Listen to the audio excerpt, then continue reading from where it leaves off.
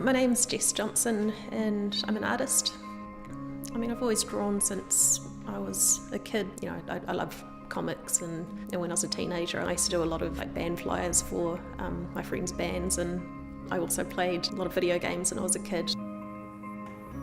I think all of those influences have kind of gestated and come out in the visual imagery that I have now. My influences, they don't really come from the art world as such. I tend to probably look more historically at illuminated manuscripts and medieval prints, or sort of different belief systems and things like that.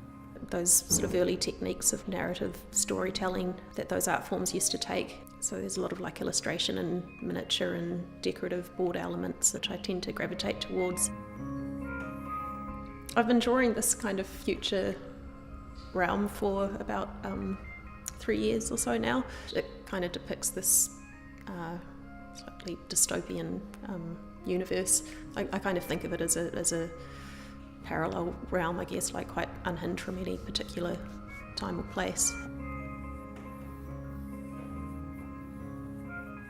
When I construct the drawings, I do use these architectural elements in terms of the depth and perspective and things like that. It involves a lot of patterning and geometric encryption. I map out this territory or this space with the drawings, and then I get to project these things from my head into that space. It's like a mental plane or an interior space that I then can project these narrative elements or imagery within these rooms that I build for them.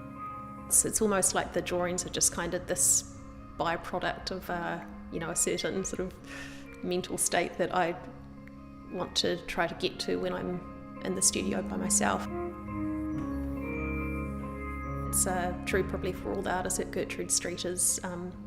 Everyone kind of develops an art practice that suits their own psychology. So, when I walk into the studio, it's kind of like shutting the rest of the world out, and I think that's why I make these really clean, sort of white, neat environments where it's like I'm walking into